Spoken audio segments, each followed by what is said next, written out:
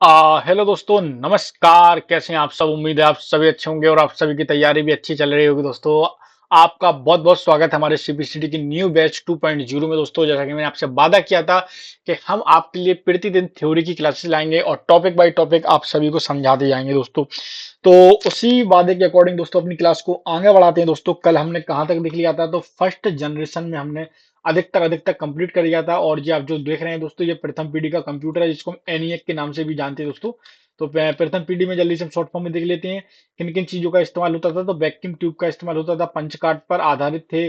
और स्टोरेज के लिए मैग्नेटिक ड्रम का इस्तेमाल किया जाता था, एयर कंडीशनर में रखा जाता था, और बहुत कम विश्वसनीय थे।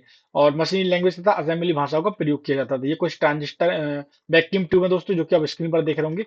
कुछ इस प्रकार के वैक्यूम ट्यूब दिखते थे। ठीक है ना, आपने वैक्यूम ट्यूब देख लिया। अब हम आ जाते हैं अपने सेकेंड जनरेशन पे। दोस्तों, किस पर आ जाएंगे? दोस्तों, सेकेंड जनरेशन पे आ जाएंगे, जहां पर हम देखेंगे दोस्तों सेकंड जनरेशन में क्या क्या यूज होने लगा था, क्या क्या चेंज हो गए थे, कौन कौन से कंप्यूटर थे, उन सबकी फोटो भी हम आपको दिखाएंगे कि किस प्रकार के दिखते थे। ओनली आप अभी आप पढ़ते थे, लेकिन अब हम आपको बताएंगे भी असल में ये दिखते कैसे थे। चलिए, तो अपनी क्लास को स्टार्ट कर देते हैं और अपने टॉपिक पर आ जाते हैं। दोस्तों, जो भी स्टूडेंट आज चैनल पर नए आए हैं और अपनी क्लास को पहली बार देख रहे हैं, उनसे रिक्वेस्ट करूंगा कि सबसे पहले चैनल को सब्सक्राइब कर दीजिए, बेल आइकन को ऑन कर दीजिए, ताकि क्लास का नोटिफिकेशन सबसे पहले आपके पास पहुंच जाए। सेकेंड जनरेशन कब से कब तक थी? तो 1955 से लेकर 1964 तक थी। ये चीज सबसे पहले आप लोग नोटिस कर लीजिए। पहली जो सेकेंड जनरेशन थी ना दोस्तों, द्वितीय पीढ़ी, वह 1955 से लेकर 1964 तक थी। दोस्तों, ठीक है ना, ये चीज क्लियर हो गई। अब देखिए दूसरी पीढ़ी में क्या हुआ। इस पीढ़ी के कंप्यूटर में वैक्यूम ट्यूब की जगह पर ट्रांजिस्टर का उपयोग किया जाने लगा। वेरी वेरी वेरी इंपॉर्टेंट, ये चीज याद रखिए दोस्तों। तो प्रथम पीढ़ी में क्या था, एक चीज फिर से क्लियर हो गई कि वैक्यूम ट्यूब का इस्तेमाल किया जाता था। अब वैक्यूम ट्यूब दिखते कैसे थे? तो मैं जस्ट अभी आपको ऊपर बता चुका, ये वैक्यूम ट्यूब है। यहाँ पर स्क्रीन पर सबको दिख रहा होगा, ये वैक्यूम ट्यूब है, याद रखिए दोस्तों। तो ये पहली पीढ़ी में थे दोस्तों। कौन सी थी ये? प्रथम पीढ़ी। मैं ज्यादा डिटेल्स में नहीं जाऊंगा, क्योंकि कल जी हम पढ़ चुके हैं। अब प्रथम पीढ़ी में ये थे, लेकिन प्रथम पीढ़ी में वैक्यूम ट्यूब का इस्तेमाल किया जाता था। ठीक है ना। अब द्वितीय पीढ़ी जैसे ही आई दोस्तों, यानी 1955 से लेकर 1964 का जो टाइम आया, इसमें ट्रांजिस्टर का इस्तेमाल किया जाने लगा दोस्तों। किसका इस्तेमाल किया जाने लगा? ट्रांजिस्टर का। ठीक है ना। ट्रांजिस्टर कैसे दिखते हैं ये मैं आपको बताऊंगा। चलिए, अब आ जाते हैं थोड़ा सा नीचे की ओर। तो वैक्यूम ट्यूब की जगह पे ट्रांजिस्टर का उपयोग किया जाने लगा था दोस्तों। जिसका आविष्कार किसने किया था? तो विलियम शॉकली ने किया था दोस्तों। किसने किया था? विलियम शॉकली ने किया था। याद रखिए, सारे के सारे पॉइंट इंपोर्टेंट है हमारे। ठीक है ना। तो जो हमारा ट्रांजिस्टर था दोस्तों, उसका आविष्कार किसने किया था? तो विलियम शॉकली ने किया था। एक एक चीज को नोट करते चलिए साथ में। यार, मैं बार बार जो बोलने की मेरी आदत है, मैं चाहूं तो एक बार इसको पढ़ के आगे बढ़ जाऊं, लेकिन मैं ऐसा इसलिए नहीं करता हूं। दो दो तीन तीन बार रिपीट इसलिए करता हूं, ये चीजें आपके माइंड में बैठ जाए। क्योंकि आप सीबीसीटी का एग्जाम पास करोगे, अच्छी बात है, लेकिन ये कंप्यूटर आपके याद रखिए, जितने भी कॉम्पिटिटिव एग्जाम है दोस्तों, उन सभी में ये पूछे जाएंगे। ये क्वेश्चन यहीं से बनते हैं। मैं आपको बहुत डिटेल से एक एक पॉइंट पढ़ाऊंगा। ठीक है ना। तो ट्रांजिस्टर का उपयोग आविष्कार किसने किया था? तो विलियम शॉकली ने किया था। कब किया था? 1947 में किया था दोस्तों। कब किया था? 1947 में किया था। ठीक है ना। देखिए, लेकिन आप लोग सोच रहे होंगे, सर 1955 से 1964 में तो ये द्वितीय पीढ़ी लगती है, लेकिन इसका आविष्कार तो 47 में हो गया था। तो देखिए दोस्तों, मैं अगर आपको बता दूं कि इस पीढ़ी के जो कंप्यूटर थे दोस्तों, जो प्रथम पीढ़ी के कंप्यूटर थे, उनमें वैक्यूम ट्यूब का इस्तेमाल होता था। लेकिन जब सेकंड जनरेशन आई, तो उसमें केवल वैक्यूम ट्यूब के स्थान हटा दिया गया, केवल और केवल जो है ट्रांजिस्टर का उपयोग किया जाने लगा। हालांकि आविष्कार हो गया था, लेकिन उपयोग नहीं होता था। उपयोग कब से होने लगा है? द्वितीय पीढ़ी, यानी 1955 से लेकर 1964 तक। अब दोस्तों, जो द्वितीय पीढ़ी थी दोस्तों, इस पीढ़ी की कंप्यूटर को फर्स्ट जनरेशन कंप्यूटर के मुकाबले थोड़ा तेज तथा आकार में भी थोड़ा छोटा हो गया था। अब पहले पीढ़ी की जो कंप्यूटर थे, वे आकार में दोस्तों बहुत बड़े थे। आकार में बड़े थे। द्वितीय पीढ़ी में छोटे हो गए। अब दूसरी चीज है दोस्तों, इनका आकार द्वितीय पीढ़ी की अपेक्षा क्या हो गया था? छोटा हो गया था। ठीक है ना। तो ये पहली पीढ़ी की अपेक्षा दूसरी पीढ़ी में बहुत ही थोड़ी सी सहूलियत हो गई थी। रख रखाव भी इनका थोड़ा सा सस्ता हो गया था। ठीक है ना। तो द्वितीय पीढ़ी में हमने ये जाना। अब इसके बाद थोड़ा सा अगर हम नीचे चलेंगे, द्वितीय पीढ़ी के जो कंप्यूटर है दोस्तों, द्वितीय पीढ़ी के कंप्यूटर में निम्नलिखित मुख्य लक्षण थी। ये लक्षण आप लोग दिमाग में अपने बिठा लेना।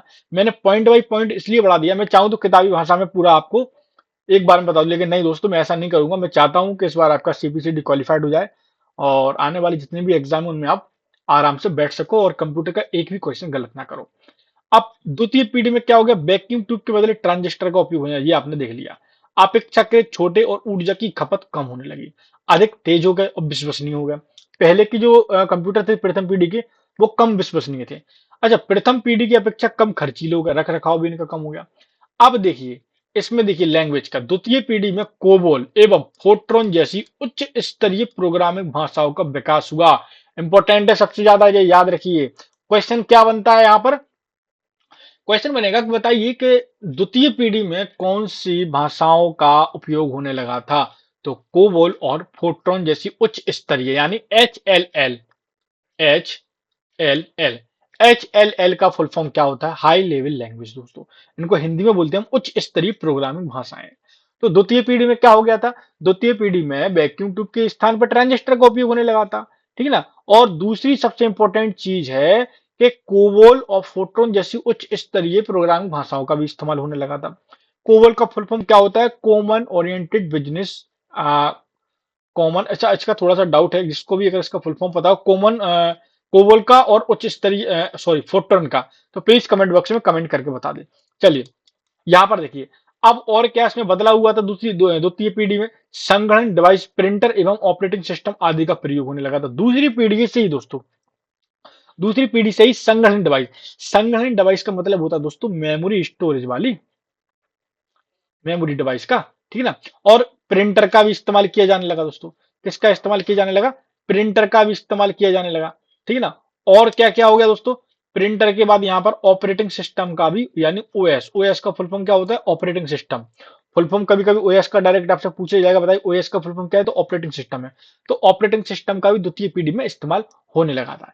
इतना क्लियर है यहाँ तक। चलिए अब थोड़ा सा और नीचे की ओर चलते हैं। अब देखिए, जो द्वितीय पीढ़ी के कंप्यूटर थे उनके नाम देख लीजिए। कभी कभी क्या होता है, क्वेश्चन आपसे पूछा जाएगा, बताइए द्वितीय पीढ़ी के कंप्यूटर कौन कौन से हैं। तो देखिए आईबीएम 1620 सीपीसीडी में सबसे ज्यादा पूछी जाती है, याद रखिए। आईबीएम 1620, आईबीएम आईबीएम 7094 और सीडीसी 36, इसका सबसे ज्यादा पूछा जाता है। द्वितीय पीढ़ी के कंप्यूटर का एक नाम बताइए, तो सबसे ज्यादा आता है दोस्तों सीडीसी 3600। क्लियर है यहां तक। और इसके बाद सीडीसी 1600 ये भी आता है, यूनिबेक 1108 ये भी आता है। ये बहुत इंपॉर्टेंट नाम है दोस्तों, याद रखिए। जो सेकंड पीढ़ी के कंप्यूटर थे ना, तो उनके ये नाम है, इनको आप याद रखना दोस्तों, ठीक है ना। क्लियर है यहां तक। चलिए अब देखिए ट्रांजिस्टर की आप लोग फोटो देख लीजिए। उम्मीद है सभी को स्क्रीन पर क्लियर दिख रहा होगा। ये है ट्रांजिस्टर दोस्तों। देखिए ये वैक्यूम ट्यूब है, ये जो देख रहे हो ना, ये वैक्यूम ट्यूब है, याद रखिए। ये वैक्यूम ट्यूब है, ये थोड़ा स्लो काम करता था, लेकिन इसके स्थान पर इनका ट्रांजिस्टर का इस्तेमाल किया जाने लगा। देखिए ये ट्रांजिस्टर की इमेज है। ट्रांजिस्टर दिखता कैसा है, अच्छे से देख लीजिए, पूरा ट्रांजिस्टर दोस्तों, ठीक है ना। क्लियर है यहां तक। चलिए ये है ट्रांजिस्टर का सही इमेज। चलिए ये इंटीग्रेटेड सर्किट है, आईसी है। लेकिन पहले देखिए वैक्यूम ट्यूब का इस्तेमाल हुआ, फिर ट्रांजिस्टर का, फिर आईसी का, यानी इंटीग्रेटेड सर्किट का। थोड़ा मैं और नीचे आऊंगा। ये देखिए ये वैक्यूम ट्यूब है। देखिए 1941 के समय पर वैक्यूम ट्यूब का इस्तेमाल हुआ, ठीक है ना। क्लियर है यहां तक। 41 के बाद डायरेक्ट आ जाते हैं 55। 55 में ये है ट्रांजिस्टर। डायरेक्ट मैं शॉर्टकट में लिख देता हूं, ये ट्रांजिस्टर है दोस्तों। तो ये ट्रांजिस्टर है, जो देख रहे हैं ना स्क्रीन पर, ये ट्रांजिस्टर है। ये वैक्यूम ट्यूब है। 1941 में ये दोस्तों प्रथम पीढ़ी में वैक्यूम ट्यूब का, सेकेंड पीढ़ी में ट्रांजिस्टर का। अब ट्रांजिस्टर के बाद आईसी आ गई थी दोस्तों। क्या आ गया था, आईसी आ गई थी।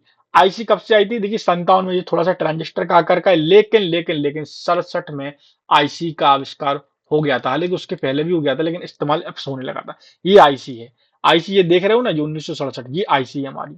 क्लियर है यहां तक, दिक्कत तो नहीं। ये मैग्नेटिक ड्रम है ये आप जो देख रहे हो, क्लियर इसकी इमेज नहीं है दोस्तों यहाँ पर।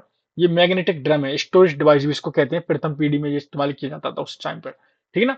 तो ये सारी इमेज मैंने आपको दिखा दी और उम्मीद है अब आपके सारे के साथ। अच्छा, एक छोटी सी ये भी देख रहे होगे आप, इसको बोलते हैं माइक्रो प्रोसेसर। 1997 के लगभग में ये आया था। अब आपको सारा का सारा क्लियर हो गया होगा, अब कोई भी आप लोग डाउट्स नहीं भूलेंगे, ठीक ना। अगर आप इसका स्क्रीनशॉट लेना चाहते हैं तो प्लीज आप लोग इसका स्क्रीनशॉट भी ले सकते हैं, इंपॉर्टेंट है, याद रखिए। क्या होता है, चीजों को दिखाने से आपके माइंड में बैठ जाता है, जिससे आप लोग भूलते नहीं हो। मैं बहुत आराम से इसलिए पढ़ा रहा हूँ क्योंकि इसके पहले की जो क्लासेस थी जिनमें हम ऑब्जेक्ट पढ़ाते थे उनमें बहुत फास्ट पढ़ाते थे, कभी कभी आपको समझ में नहीं आता था। इसका भी स्क्रीनशॉट आप ले सकते हैं। एक सेकंड रुक जाइए, पहले मैं इसको साफ कर दूं। चलिए, चलिए आप इसका स्क्रीनशॉट ले सकते हैं, ठीक है ना। चलिए इसका भी स्क्रीनशॉट ले लीजिए और इसका भी। तो क्लियर है। तो ये हमारे दोस्तों सेकंड पीढ़ी के जो इंपॉर्टेंट फैक्ट थे जो कि मैंने आपको बता दिए, सबको क्लियर हो गए होंगे। तो आज की क्लास आपको कैसी लगी, मैं एक एक पीढ़ी इसलिए पढ़ा रहा हूँ ज्यादा आपको लोड ना पड़े, उम्मीद है अच्छी लगी होगी। तो कल हम एक और नई क्लास के साथ ऐसे ही कंटेंट के साथ लौटेंगे दोस्तों, तृतीय पीढ़ी पढ़ेंगे क्या क्या उसमें महत्वपूर्ण है। तो मिलते हैं कल एक और नई क्लास के साथ, एक और नए कंटेंट के साथ दोस्तों। जब तक दोस्तों, जय हिंद, जय भारत, वंदे मातरम।